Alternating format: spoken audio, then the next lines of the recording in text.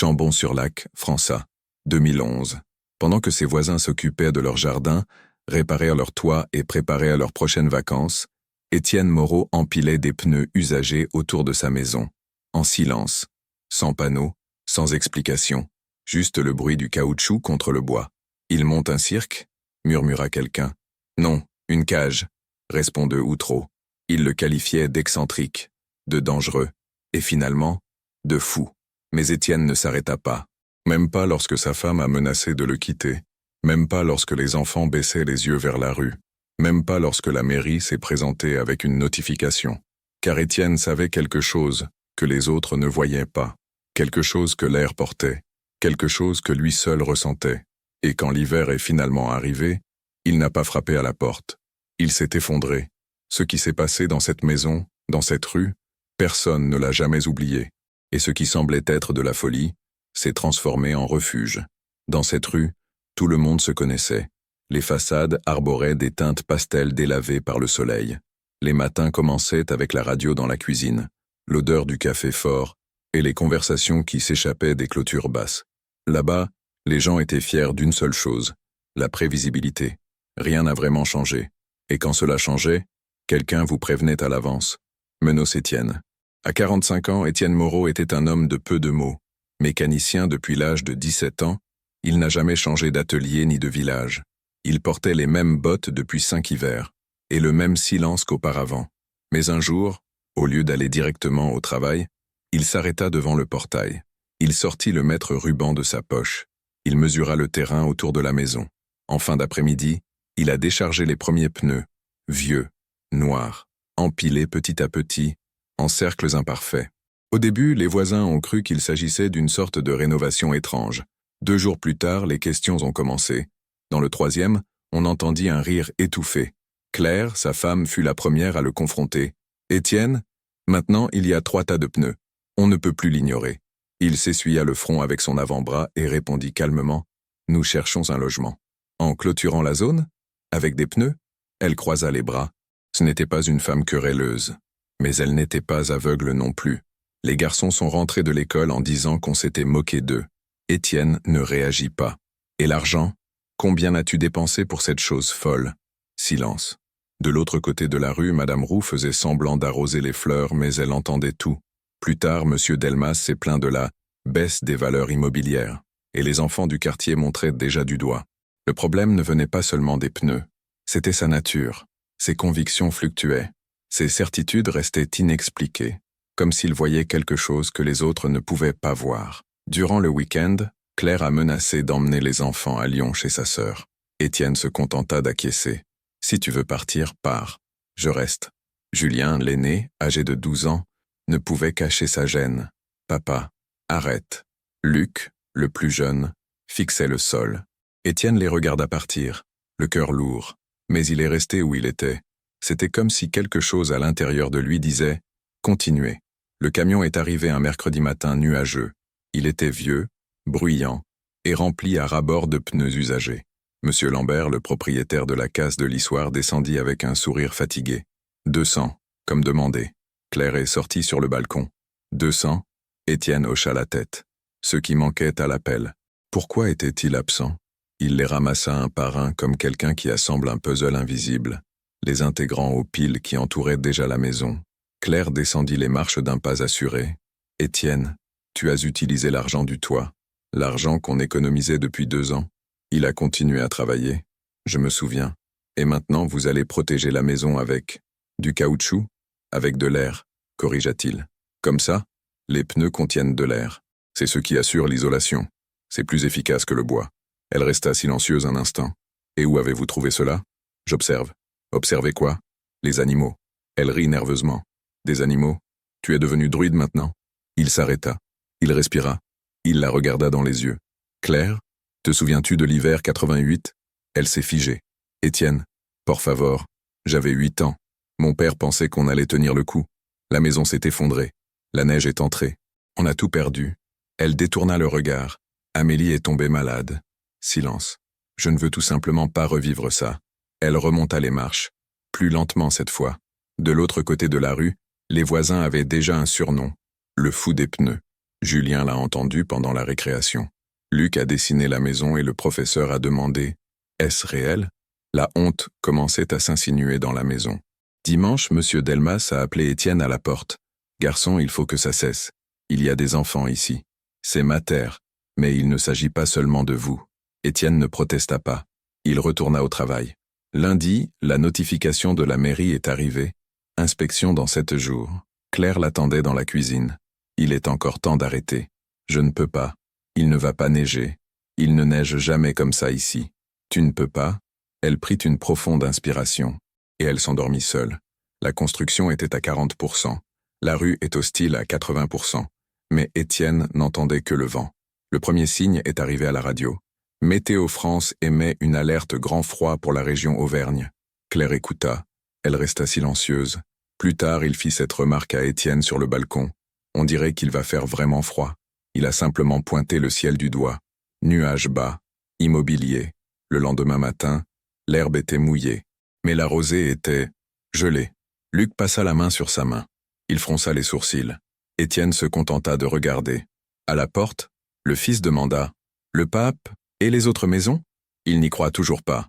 Samedi, M. Lambert est revenu avec d'autres pneus. Étienne, des gens de la campagne nous posent des questions. Ils veulent savoir à quoi ça sert. On dit qu'il s'agit d'apprendre à écouter la terre. Dans l'après-midi, une silhouette est apparue à la porte. « Bonjour. Étienne Moreau ?»« Oui. Inspecteur Charles Moreau d'Améry.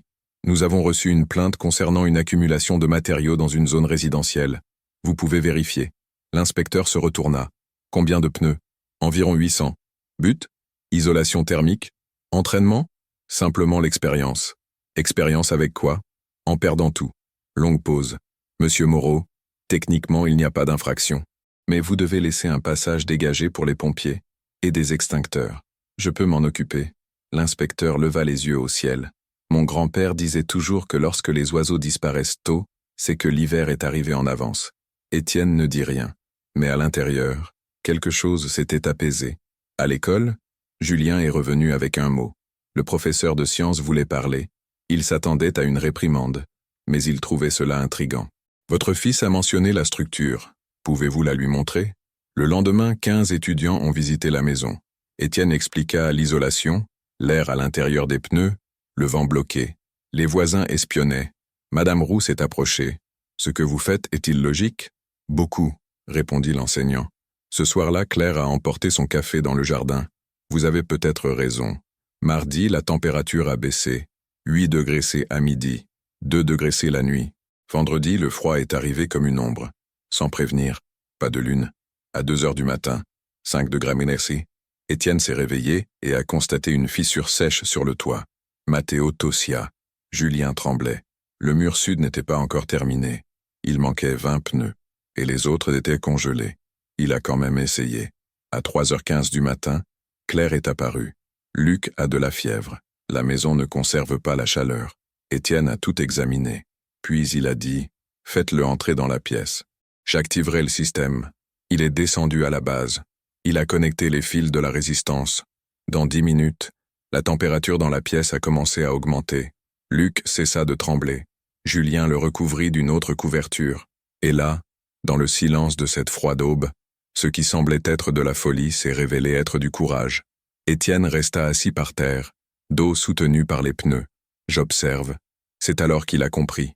Dehors, quelqu'un pleurait. Il se leva prudemment. Il se dirigea vers la porte. C'était M. Delmas, la même personne qui avait menacé de le dénoncer, la même personne qui avait qualifié son immeuble de cage. J'étais avec ma femme et 2 jeunes enfants. Tout le monde emmitouflé dans des couvertures mouillées, peau violette, nez rouge, les yeux baissés. « Étienne, notre chauffage est tombé en panne. » Étienne ouvrit simplement la porte. « Entrons, sans voix de fierté. Ici, pas de « je vous l'avais bien dit ». Un silence total et une porte ouverte. À l'intérieur, Claire préparait déjà du thé chaud. Julien a apporté des couvertures supplémentaires. Luc, se sentant un peu mieux maintenant, partagea le canapé avec les enfants de Delmas. La chaleur commençait à circuler. Mais dehors, le vent soufflait toujours comme un couteau. À 5 heures du matin, une jeune mère du quartier est arrivée avec un bébé dans les bras. Nous n'en pouvons plus. Ils entrèrent. Ils ont été bien accueillis. Aucune question posée. À 18 heures, 2 autres familles ont frappé à la porte. Dans la pièce, le seul bruit était celui de la respiration. Relief. Étienne resta debout, appuyé contre le mur nord. J'observe. Cette nuit-là, les pneus n'ont pas seulement isolé la maison. Ils ont isolé le désespoir. À 7 heures du matin, la maison était méconnaissable. Pas à l'extérieur, mais à l'intérieur. Il y avait du monde partout. Des couvertures à même le sol. Des casseroles sur le feu. Respiration collective. Claire préparait des portions de porridge. Julien a partagé des tasses. Luc transportait du bois de chauffage pour le poêle de secours. Monsieur Delmas et les voisins ont aidé du mieux qu'ils ont pu. Étienne se contentait de regarder.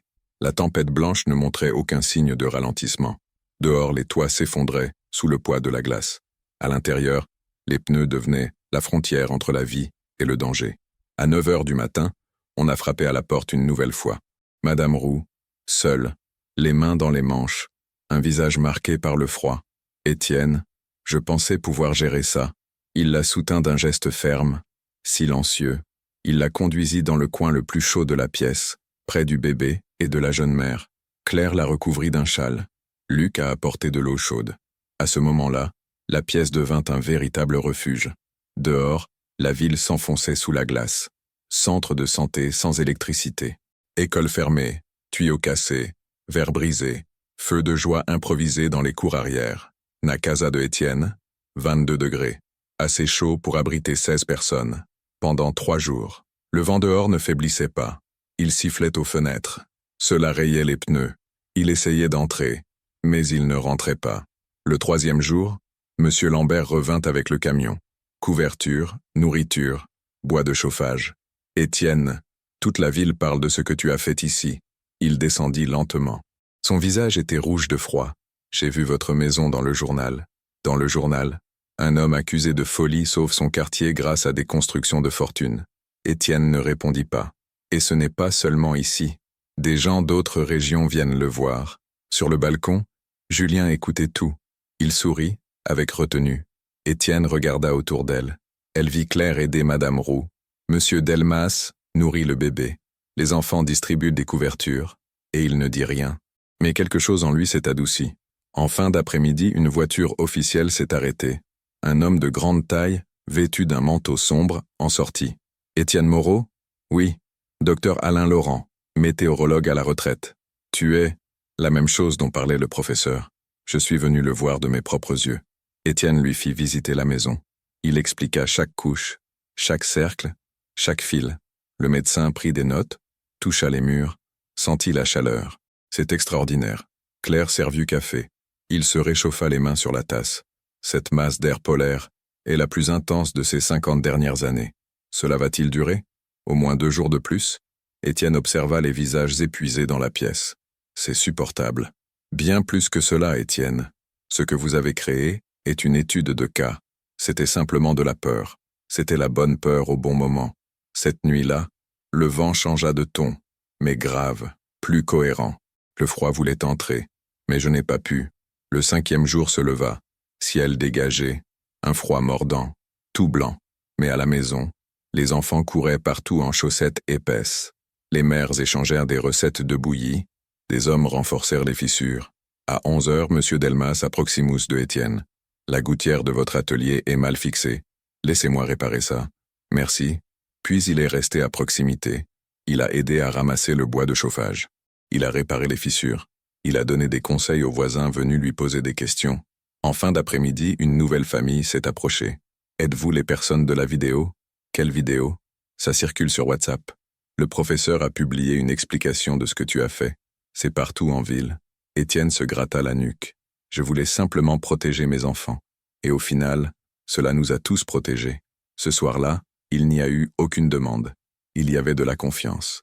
3 autres maisons ont mis les voisins en danger. 2 personnes âgées, une mère avec des jumeaux, un couple sans abri.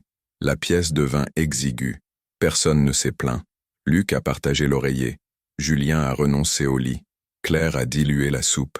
Étienne a renforcé les fenêtres. À minuit, il y avait 24 personnes sous ce toit. Et aucun d'eux n'a eu besoin de dire « merci ». Le 6e jour, un journaliste est arrivé. Petite équipe. Il souhaitait documenter l'abri le plus efficace de la ville. Je n'ai pas fait ça pour attirer l'attention. Je comprends. Mais il se peut que quelqu'un ait besoin de voir ça. Le tournage a été rapide. L'entretien était simple. Pourquoi avez-vous fait cela, monsieur Étienne? Parce que je sentais que quelque chose n'allait pas. Parce que j'ai déjà tout perdu une fois. Je ne voulais pas perdre à nouveau. Alors que la ville s'effondrait, la maison devint une école. Les enfants dessinaient. Les adultes ont échangé des histoires. Madame Roux enseignait les recettes. Miguel prenait des notes. Luc posait des questions sur le vent et l'isolement. Le 8e jour, la température a augmenté. Timide. Comme quelqu'un qui s'excuse. Les familles sont revenues. Certains ont été retrouvés endommagés. D'autres, le silence. Merci à tous. Avant de partir, des câlins courts. Des promesses silencieuses. La semaine suivante, des ingénieurs de l'université de Clermont-Ferrand sont venus en visite. Monsieur Moreau, votre bâtiment a créé un microclimat aussi efficace que les systèmes industriels. J'ai appris en observant. L'école locale a transformé l'abri en un projet éducatif. Claire était en train de classer les notes d'Étienne. Julien voulait faire un manuel. À la fin du mois, le maire s'est présenté. Nous souhaitons créer un programme de préparation communautaire. Nous avons besoin de vous. S'il s'agit d'enseigner, j'enseignerai. Monsieur Delmas a contribué à la construction des premières structures du quartier. Madame Roux distribuait des brochures d'information. Luc a fait une présentation à l'école. Comment le froid a involontairement fait de mon père un exemple. D'autres villes ont reproduit le modèle. Maz Étienne, continua Ali, dans la même maison, avec les mêmes bottes et les mêmes gestes retenus. Parce qu'il savait, ce n'est pas le matériau qui vous protège, c'est l'intention. Dans cette rue, plus personne ne se moquait de ceux qui faisaient les choses différemment. Si cette histoire vous a touché d'une quelconque manière, abonnez-vous à la chaîne. Parfois, tout ce dont une personne a besoin, c'est de savoir qu'elle a été comprise.